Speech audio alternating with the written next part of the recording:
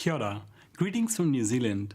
My name is Dr. Raj BTA. I'm a clinical audiologist and public relations manager for Tinnitus Research Initiative, TRI. I'm very excited to be one of the invited speakers for British Tinnitus Association Annual Conference 2018. I will be talking about how can we prime the brain for tinnitus management using non-invasive brain stimulation and sound therapies. Neuromodulation or brain stimulation is quite a trendy topic these days. Is it any good for tinnitus? If it is, how can we use it to our advantage to augment the plasticity of the brain for tinnitus management? And where does the traditional sound therapies fit in this picture? I will share my decade-long clinical experience and international collaborations to tease this rather controversial area. Would you be interested to hear more? Well, come along to the BTA Annual Conference 2018. I will see you all on 14th September in Birmingham. Don't forget to register yourself. Thank you.